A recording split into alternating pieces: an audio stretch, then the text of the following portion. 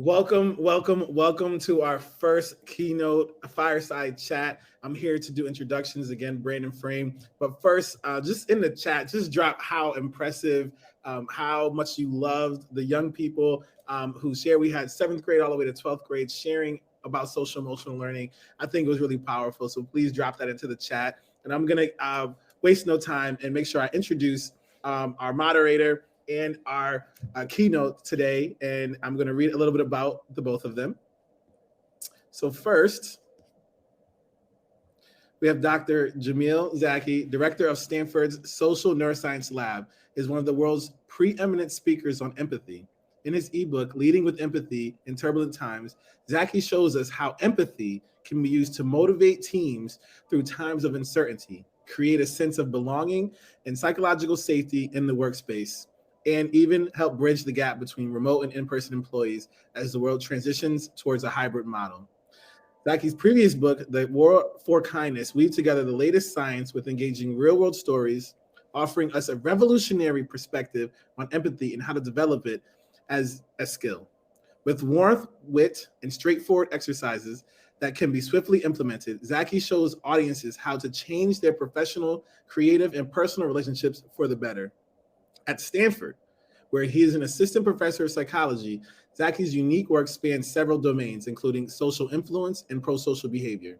New research from his lab examines how to encourage empathy for people from distant political and ethnic groups, and also how caregivers and healthcare professionals can balance empathizing with their patients and maintaining their own well-being. Zaki received his BA from Boston University, his PhD from Columbia University, and postdoctoral training at Harvard University. Welcome, Dr. Jamil Zaki. Thank you, Brandon. Great to be here. Awesome. Welcome. So happy to have you. And welcoming back the Chief Executive Officer of the Urban Assembly to moderate this fireside chat, David Adams. He started with the UA in 2014 as the Director of Social Emotional Learning, where he created the Resilient Scholars Program, a unique approach to integrating SEL into curriculum and classroom practices across the UA network. RSP has grown into a national program serving schools and districts in Los Angeles, Houston, Syracuse, and other cities. As Senior Director of Strategy, David led the expansion of the organization into a model provider of school support with the emphasis on innovation and equity in public education. In 2021, David received the Champion of Equity Award from the American Consortium for Equity in Education. David sits on the board of CASEL and is the author of The Educator's Practical Guide to Emotional Intelligence and the co-author of the textbook, Challenges to Integrating Diversity, Equity, and Inclusion Programs in Organizations. He is a civil affairs officer. Thank you for your service in the Army Reserve and holds a master's in education in psychology, educational psychology from Fordham University. David Adams. And now the fireside shall begin. Well, thank you so much, Brandon. I can't think of any place that I would rather be after listening to our students than talking to Dr. Zaki here about this notion of empathy. So, Dr. Zaki, may I call you Jamil for this conversation? Please do, yes. Well, we had this wonderful opportunity. We talked to these young people, and they were just invested in the social and emotional development and its ability to really change the way we interact with ourselves and others.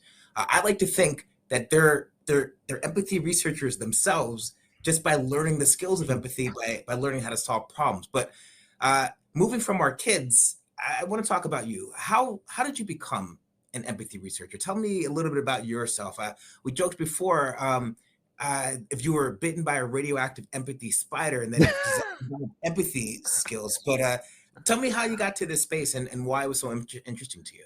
Yeah, there's a saying in psychology that research is me-search, which means that we kind of get into studying things that have meant something to us in our lives. And that's definitely true of me.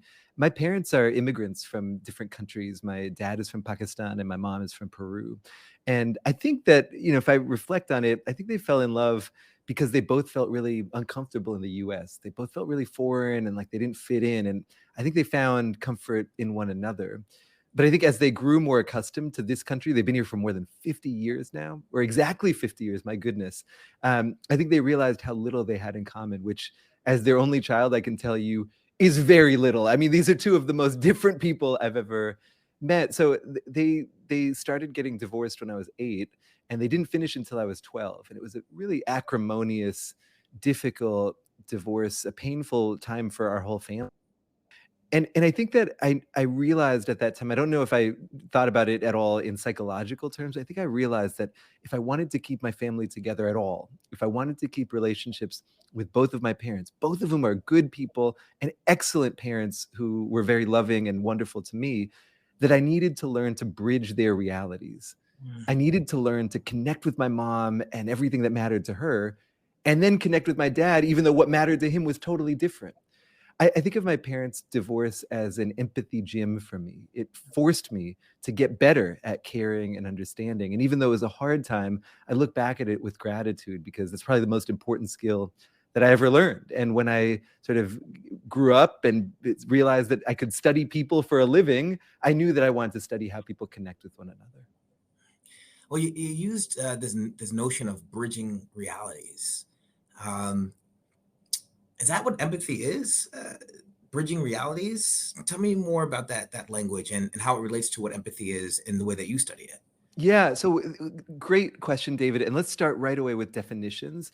So the way that scientists think about empathy is as an umbrella term that describes 3 different ways that we connect with other people's emotions. So imagine that I came on this call, and instead of being psyched to talk to you as I am, I was crying and I was in horrible anguish. Well, as you see me, a bunch of things might happen in you, right, David? You might first feel bad yourself, kind of vicariously catching my feelings, which we would call emotional empathy. You might also think, what is going on with Jamil? What is he feeling and why? Which we would think of as cognitive empathy, trying to understand others. And you might, and David, from knowing you just for a little while, I know you're a very caring person. So you'd probably also feel a desire for me to feel better. And maybe you might even think about how you could help me. That's what we would call compassion. So emotional empathy, cognitive empathy, and compassion together form the full range of human empathy. But to your question, I think that if we were to come up with a bigger idea of what is empathy really, I think what you just said is a really great version of it. It's our human ability to combine our emotions with our imagination. Wow. And to voyage to somebody else's version of the world, and to understand that their version of the world, their reality, as we're putting it, is just as important as our own. It's amazing you said that, Jamil, because when we talk to our kids, and we just came from that panel, I consistently heard this desire and this appreciation for either teachers to come into students' worlds, for children to relate to their siblings or their brothers or sisters, for the students. I heard this notion of communication, right? Being able to solve problems, but also recognizing that folks are coming from different places. And so this reality bending, you said a human ability, right? To come out of oneself and really sit in another one. It seems to be the basis of how we get along. How close am I to the truth on that? Oh, it's one of our fundamental skills as a species, right? I mean, I don't think I'm exaggerating if I say that empathy is part of the reason that we're all here. Human beings are not the world champions of much, right? We're not that fast. We're not that strong. We don't have any sharp claws. We can't fly or swim very well. We're just medium-sized, right? But the thing that sets us apart is what we can do together. Human beings are hypersocial, and our ability to understand each other, to voyage into each other's worlds, is critical to anything that we want to do together, whether it's hunting a woolly mammoth together, or building a suspension bridge, or creating a vaccine in record time to stop a global plague. Right? These are collective efforts. And when we understand each other's reality, we can coordinate and work together on those efforts. We also come to care about one another, which makes empathy a basis for so many types of kindness, volunteering, donating to charity, helping strangers. And it also helps us not see each other through the lens of prejudice, stereotyping, and bias. So I couldn't agree more that empathy is foundational to that ability to be seen and to see and to come together. Now, Jamil, you said something wild. I mean, you said something crazy. You grounded empathy and our ability to collaborate as the foundational piece of what it means to be human. I didn't hear you talk about language development or cognition. I didn't hear you talk about opposable thumbs. You said it was our ability to relate to each other. It's Folks are all about math and science. You might be behind the times. I could talk about this for days. I love this debate. There's this whole and I don't want to get too far in the weeds, but within research psychology and evolutionary theory, there are so many questions about what is the fundamental human capacity that set us apart. And it turns out that things like problem solving, tool use, opposable thumbs, etc., we're part of several humanoid species. Like if you go back 50,000 years, there were multiple human species that had, at least according to fossil evidence, comparable cognitive skills, tool use, etc. And one of the things that set sapiens apart was the large groups that we were able to congregate in and the ways that we were able to communicate. You also brought up language, which of course is a fundamental human ability, but where does language come from? Language arises through a need and a desire to coordinate. I think without that desire, without that motivation to be on the same page, there would have been no need for humans to develop language and nothing that we would have done with it, really. That is amazing. I mean, I think when we talk about the nature of schools, one of our young people said, school is not just about what we learn, but how we learn, right? Like in community, in collaboration. And there's just this notion that empathy is soft or kindness is like weak. And it's not really about what school is. But Jamil, you've dedicated your entire career for understanding what empathy truly is. So tell me a little bit about the misconceptions of empathy out there and how does your work clarify that for our audience? Yeah, absolutely. First, though, David, I do want to connect and plus one something that you just said. I know that the theme of this meeting is that all learning is socio-emotional learning, right? And I think you hit it right on the head there when you said that your students are telling you that we learn in community. And again, I want to say that's a fundamentally human thing. Many of the cognitive capacities, the brilliant skills that we all have, we might have developed in order to do things together, in order to be a part of communities, and we learn those things through community. So I couldn't agree more with the general theme. Now, on to myths about empathy. You got one exactly, which is that empathy is a weakness. This is something that I hear all the time from various types of folks. I will say I hear it a lot from CEOs, which maybe tells you a little bit about the business. You're not going to hear that from David. Not you. You're a special type of CEO. You're a socio-emotional CEO. But oftentimes you hear, yeah, empathy is great if you want to be a nice person, but don't nice people finish last? And the answer is a hard no. I mean, there is so much evidence that in fact, empathy helps everyone involved, including the people who feel it. Empathic versus less empathic individuals tend to have less depression and anxiety. They tend to be happier, less lonely. They have an easier time forming and keeping important relationships in their life. In adolescence, right? I know that some of the folks in this meeting are 7th to 12th grade. So in that time span, which is at least as far as I remember, a very difficult one socially, empathy can help students maintain good relationships with their peers and even be resilient in the face of things like bullying. And then, empathy continues to help us throughout our lives, including in our work lives. There's lots of evidence that empathic people at work tend to thrive and rise to leadership positions because work too is about working together.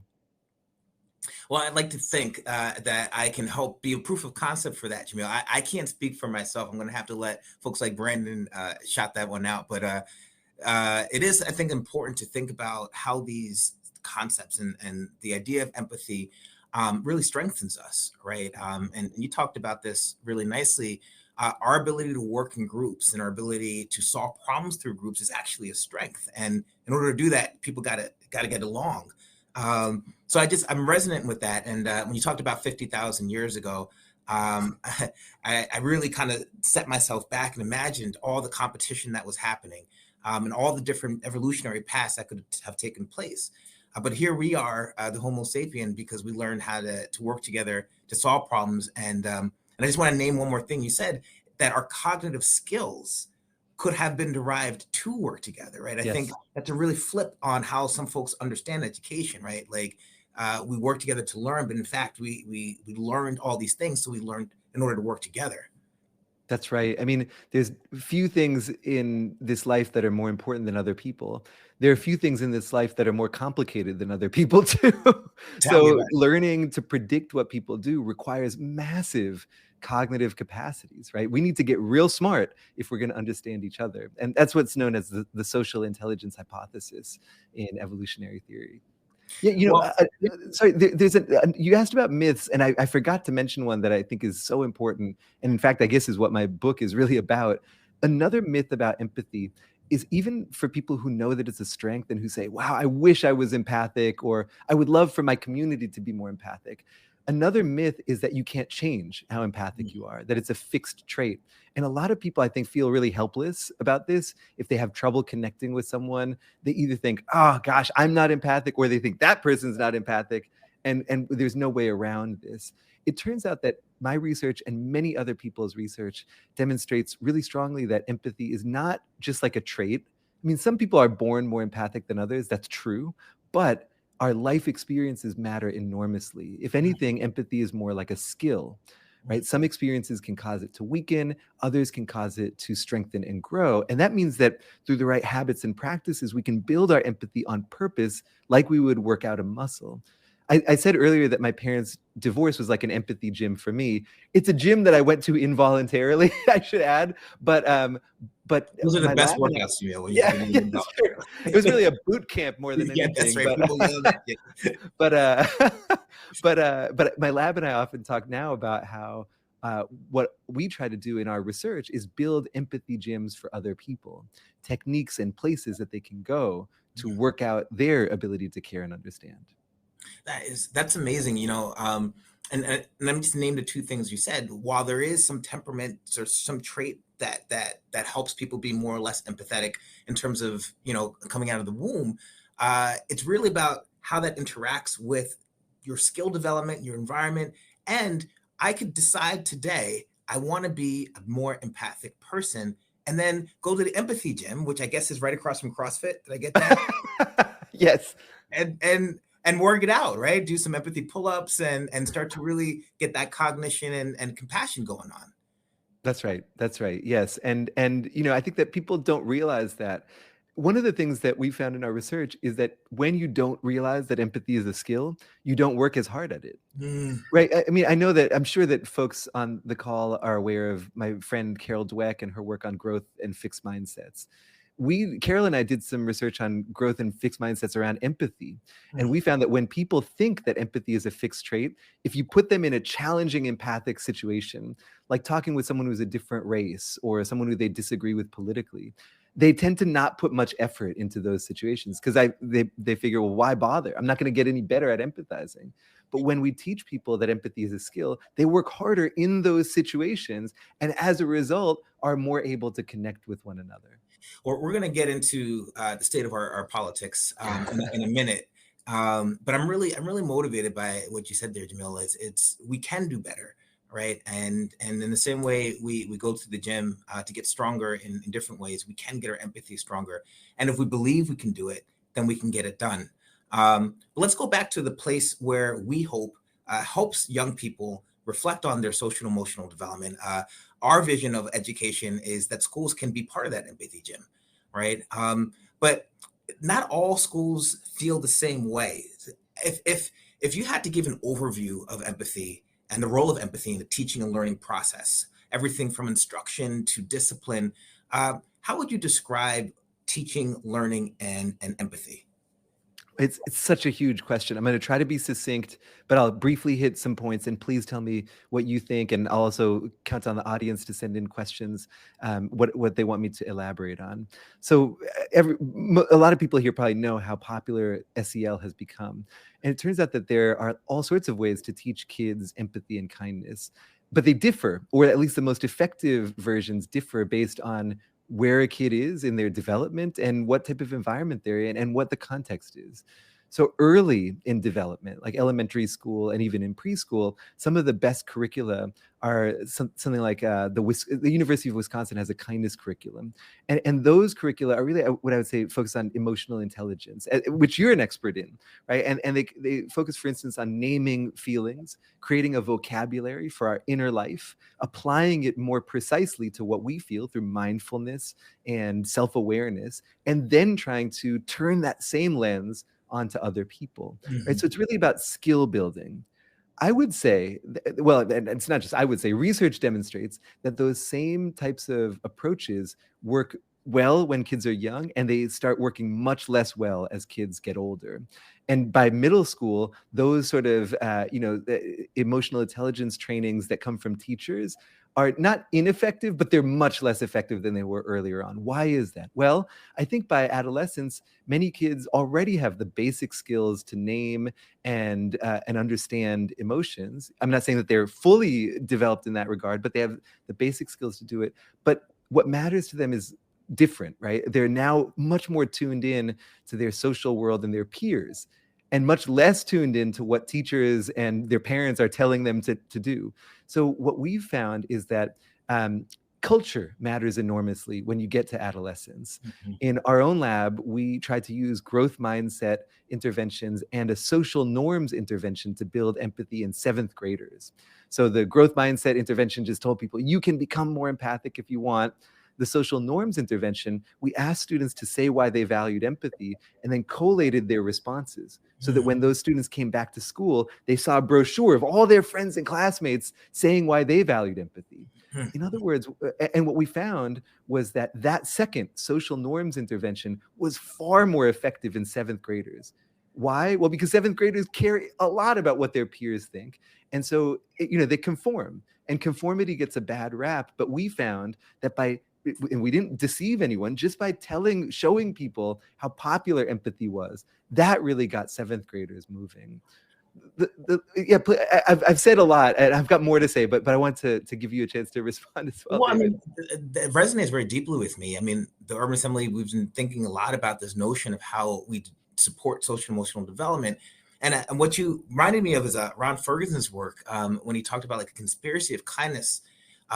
When they surveyed kids, everybody thought everybody else was more antisocial than they were, right? Like when they looked at kids' values, they said, I care about kindness and I care about character, but those other folks, they're doing crazy things. And everybody thought that everybody else, particularly in high schools and middle schools, was more antisocial than they were. And in fact, everybody cared about the same things. And to your point, Jamil, when we raise that up, kids are like, oh, it's okay to do these things because I'm not the outlier. I'm actually right in line with everybody else and what they're doing.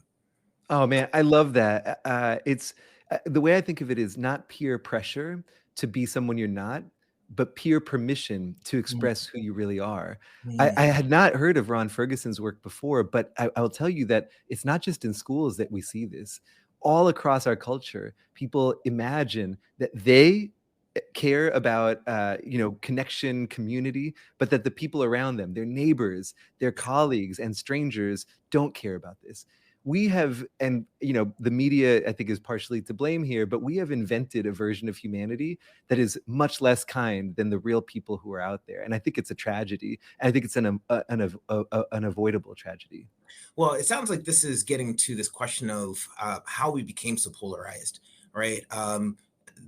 You talk a lot about this notion of how we connect, who we connect to, and how our imagined version of our next door neighbors drives our ability and willingness to connect to them and to empathize with them. So tell me about polarization. Tell me about politics. Help me understand segregation in the role of empathy. Let's take this to one level above of schools and get to the societal implications. Yeah, so we talked about empathy as the ability to voyage to another person's world, to enter their version of reality. And to me, that's a skill that is critical, and it's a skill that we're losing as a culture, for a bunch of different reasons. There are many barriers that get in the way of empathy. One is a lack of familiarity, distance, right? I mean, it's much easier to travel to someone else's reality if it's next door or across the street, like CrossFit and the empathy gym. It's Yeah. much harder if it's across town or across the world. And I feel as though we have stopped coming in contact with people. I mean, during the pandemic, we stopped coming in contact with almost everybody, but we've especially stopped coming in contact with people who are different from ourselves. And when we do, it's often in these pugilistic digital war zones like social media platforms, where the only contact that we have is aggressive and angry, outraged. Right. Another thing that really dampens empathy is stress, anxiety, and fear. And those are ascendant qualities in our culture. You know, sadly, especially among young people, anxiety and depression have skyrocketed, as I'm sure many of the people on this call know.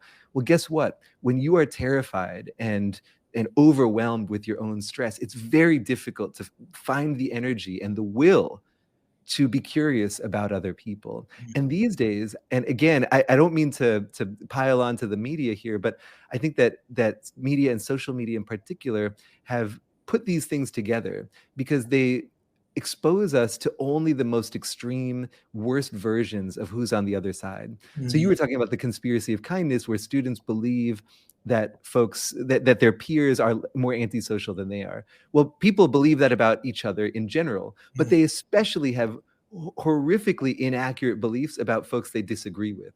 So for instance, people on both sides of the political spectrum believe that their opponents are very extreme.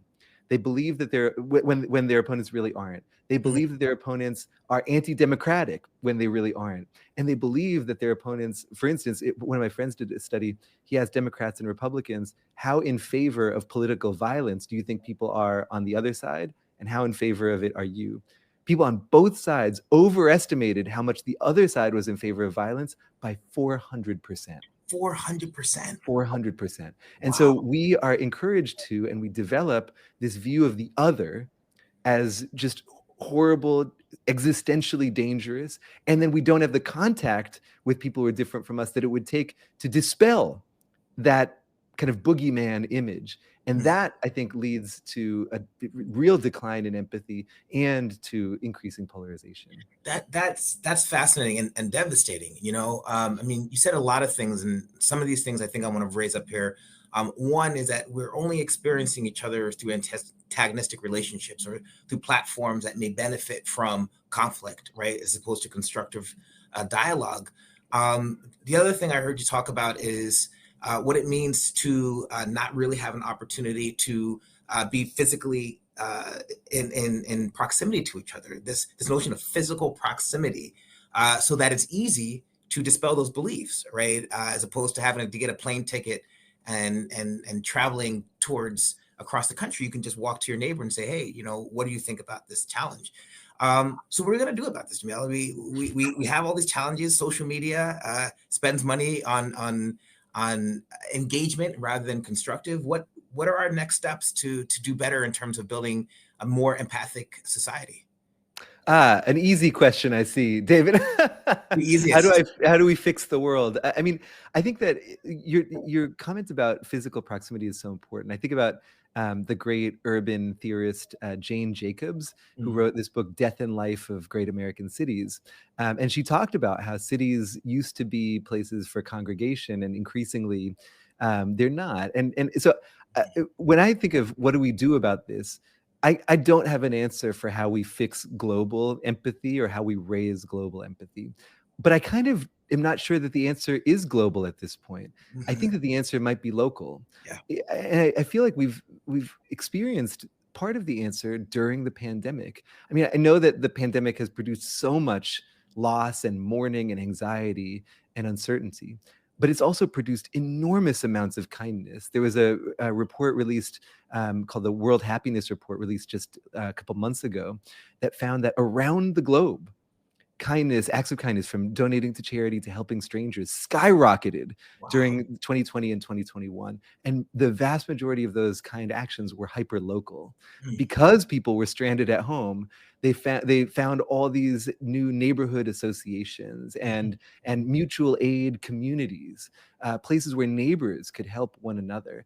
And those local communities, those human to human communities, if you will, I think are the bedrock for human empathy, because they give us a chance to get to know real people as opposed to projections or images of people created by media. So I think that if we could reinvigorate our local communities, we'd go a long way towards rebuilding empathy, even at a more macro level. It is almost counterintuitive that we found more acts of kindness during the pandemic. It's almost as if folks were socially isolated and reached out to the human condition to try and reinvigorate their sense of community and sense of connection, to the earlier remarks that you were making in terms of what it means to be human.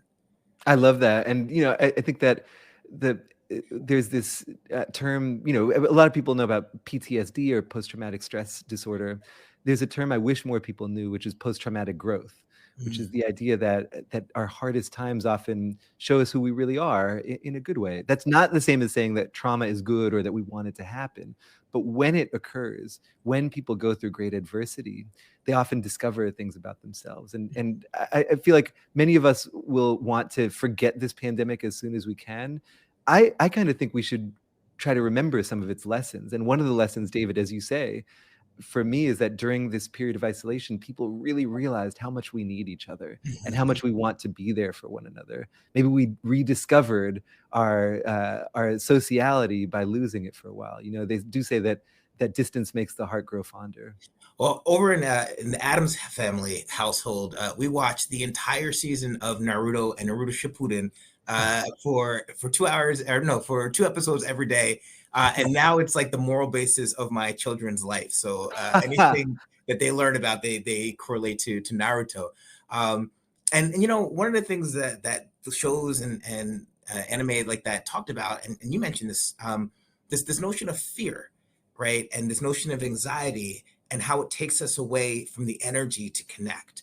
And I think there's been a political kind of shift where folks have figured that out. Folks have figured out that whipping up fear, whipping up anxiety is a way to move us from each other. And I like to think about schools and the role that schools and teachers can play. I know teachers are stressed. I know their anxiety is high. I know their fear was very high during the pandemic. So what role can schools play in developing young people who not are immune from fear, not immune from stress, but can channel that fear and channel that stress in a constructive way so that we can still make connections? And also, if you wouldn't mind just talking about where we're at with our teachers. So what can we do with our schools, and what can we do with our teachers who are struggling right now in the context of empathy? Well, first of all, for any teachers on the call, I just want to say thank you for everything that you've done. That you always do, but especially over the last couple of years, I've had a chance to talk with many teachers, including my kids' own teachers, but other teachers as well. And I don't pretend to know directly how difficult it's been, but I just commend you all for doing this critical service during this difficult time.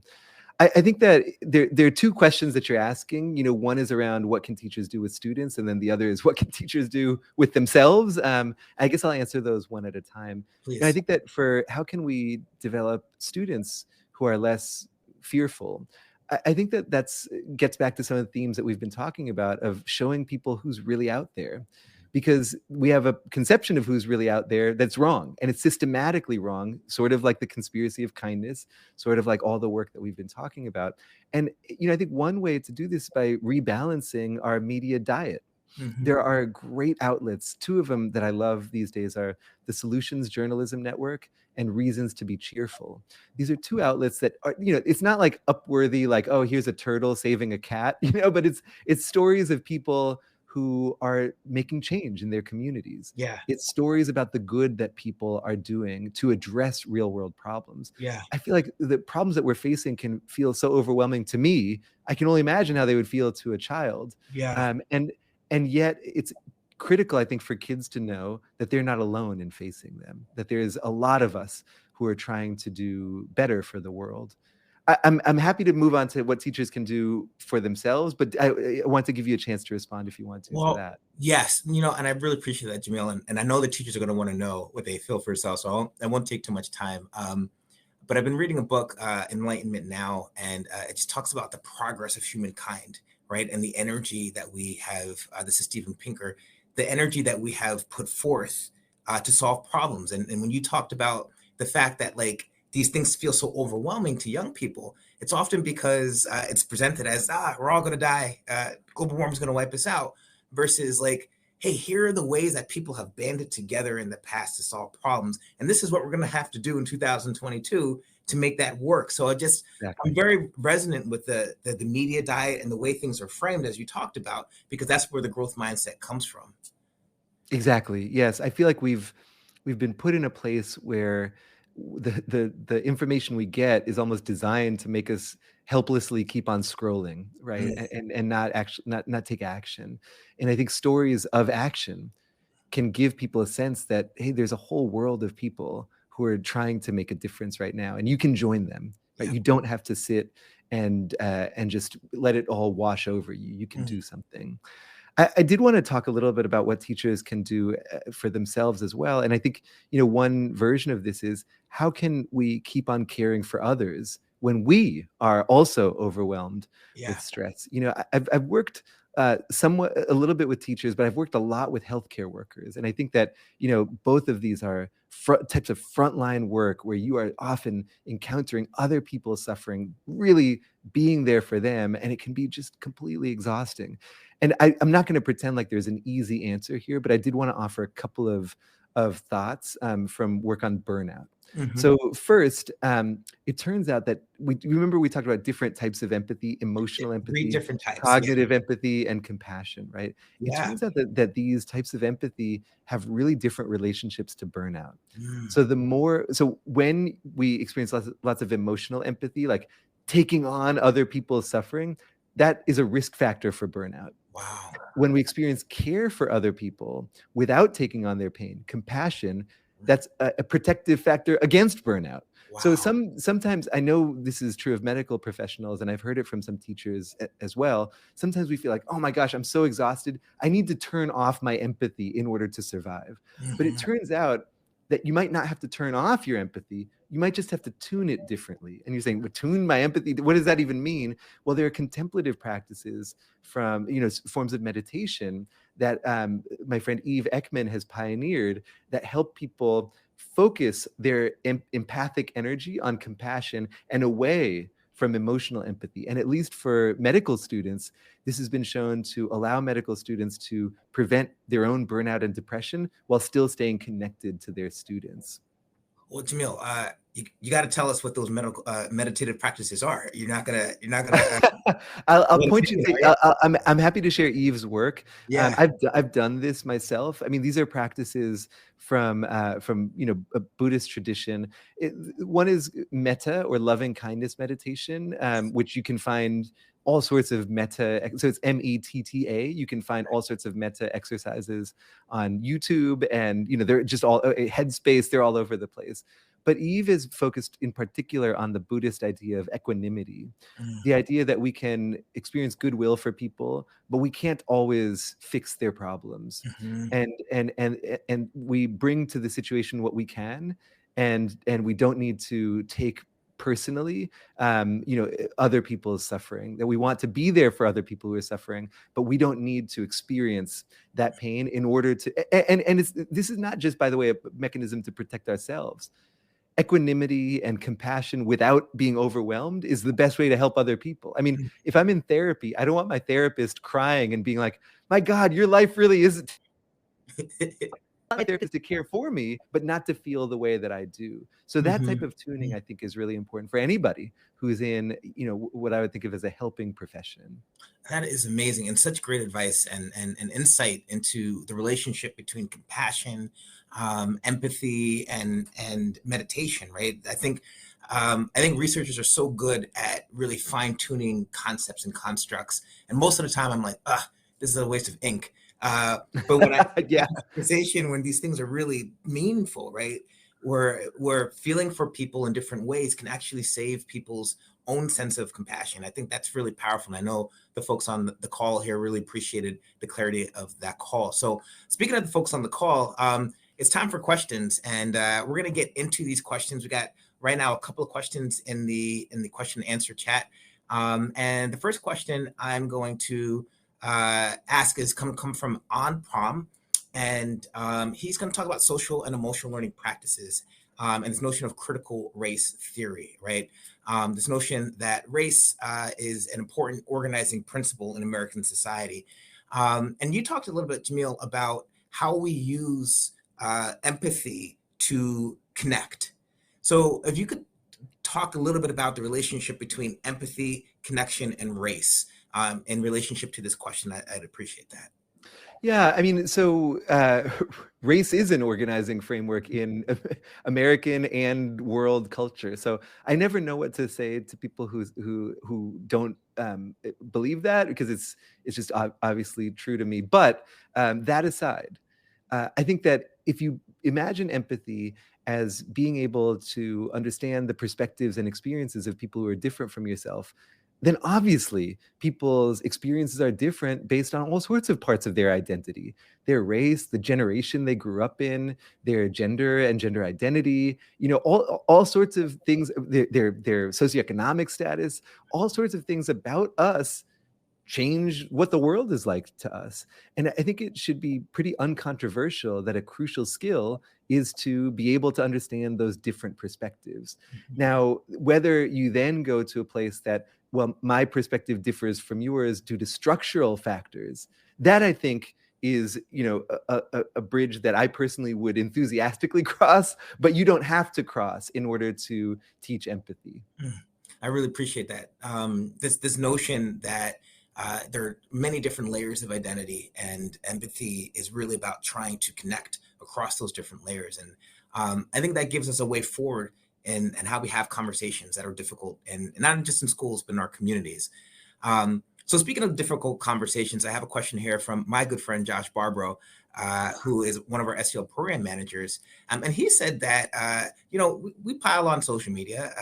Social media doesn't have the best reputation in 2022. But folks are interested in, can it be used to support empathy? Can it be used for pro-social outcomes? Absolutely. I think that saying that social media as it is now has not helped empathy is not the same as saying that social media could never be empathy positive, if you will. I think there's a lot of structures in place that make that difficult, but we as users can select the experience we want.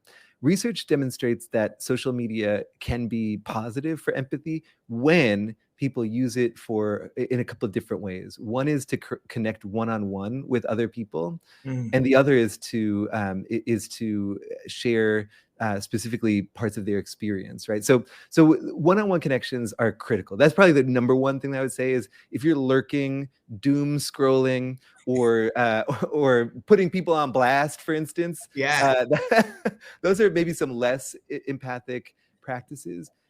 Probably the most empathic thing that you can do, or the most empathy positive thing you can do on social media, is send a kind, direct message to someone.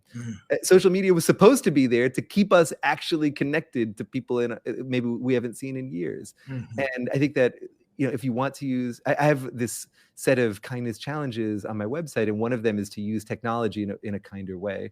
And I would say, for anyone on the call who wants to try this, just give it a shot. Go on social media today, and instead of lurking or doom scrolling, send a message to somebody who you haven't talked with in a while. Check in with them. Or if someone posts and says that they're struggling with something, reach out to them and just offer your goodwill. Those types of little acts of actual communication are what social media, I think, was built for, and I think can still be really useful. That's so inspiring. I mean, I'm a cat video guy myself, Jamil. I derive joy from the manifestations of cat behavior, but it is a challenge. We're working in schools, and what people and young women and young men, how they express themselves on social media versus how we could use social media. It's all about our intent in the end. So speaking of young people, I have a question here from one of our social emotional learning program managers, Danielle Reese. And she said, Devin Gills asked, has anybody looked at the pandemic and the impact of pandemic on students, particularly their social emotional development or their empathic behavior? What do we know about the pandemic and young people today? The data are so noisy. So I was part of a task force that looked at mental health during the pandemic, and we found that there are a lot of studies suggesting that mental health really suffered enormously early in the pandemic, but then that people were shockingly resilient and often bounced back. That said, the group of people who were hardest hit were young people, so adolescents and young adults suffered the most. There's much less data. There's reams of data on mental health. There's much less on social skills and socio-emotional learning. I mean, I think that many of us are scared that periods of isolation might have made students much less familiar with the social world, much less comfortable in it. And I think that we should be very intentional about reintroducing students to the social world and making sure that they can connect. But on the other hand, as we just talked about, acts of kindness in local communities skyrocketed during the pandemic as well. So I think I'm sorry that this might not be a satisfying answer, but there simply aren't great data like this out there. But I think that we should all pay close attention to what we're seeing in our own communities and from our own students.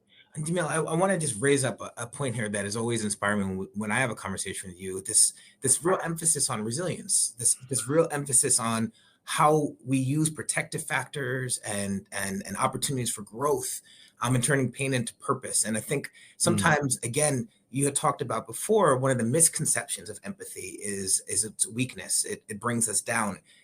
It makes us less competitive. And I continually hear you say it's actually this development and cultivation of empathy that gives us strength and supports our resilience. Yeah, I love that. And, pain, I love the phrase of turning pain into purpose. Pain can become purpose. Pain can also become trauma, and it can cause us to withdraw, right? So I'm in no way, I'm not an evangelist for suffering, right? I mean, and I think a lot of the time what matters is how you experience it and with whom you experience it. So when people suffer adversity, if they do so in community, if they feel like they can talk about it, if they feel like they are co-experiencing it with people who they trust, then they're likely to turn that into purpose. If it's isolating and they feel ashamed, and they don't feel like they can talk to, then it's more likely to cause withdrawal, right? So I think that we can also take this moment of the pandemic and with our students, with the young people in our lives, focus on being open about what we're all experiencing together and what that says about who we are and what we want to do. What is the purpose that we find in these years of suffering that we've all been through? It's interesting. We have one more question here, and it's really focusing on this notion of how we create experiences for kids to develop empathy. This notion of skills versus temperament. And we talk about social emotional learning in schools, but what other opportunities can kids have to develop in about a minute or so their empathy skills? Other opportunities that they have, like in the classroom, you mean? Outside of the classroom, maybe in the community or at home. I mean, I think service learning is the number one answer to this, right? I mean, we often think of empathy as a source of kindness. Well, guess what? Kindness is also a source of empathy. When you do for others, you find connection to others, and that can build your socio-emotional skills as well. Even if you're reluctant to do it at first, I think, right, a lot of us go to volunteer just because we're supposed to, and then find surprising meaning in it. And I think that's true for kids too.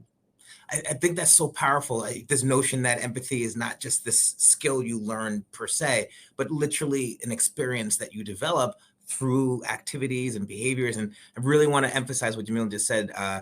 This is about service learning. This is about getting out into the community, meeting people, relating to people, and actually living in community with folks who may be different or similar to us.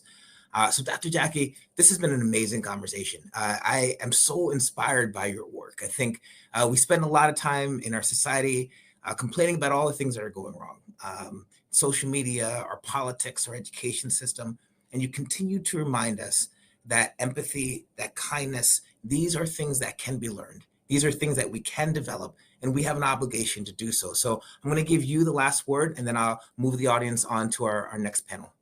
Well, David, this has been delightful. Thank you for being such a wonderful host. Thanks everyone for your terrific questions. And yeah, I mean, I suppose you're right, exactly, that it's so easy to focus on the negative these days, but the positive is all around us and it's also in our hands. And you all as educators are, helping to lead our next generation. And I am so inspired that this conversation is part of how you do that. So yeah, thank you all for this time and for being here. It's been wonderful. Thank you, Dr. Zaki. And to our audience, please go to the agenda to navigate to your panel of choice and press join. You'll have 4 excellent panels to choose from. And on behalf of the Urban Assembly, we thank you, Dr. Zaki, for spending time with us. Thank you for your work. Thank you for your research. And thank you for sharing your kindness with our audience today.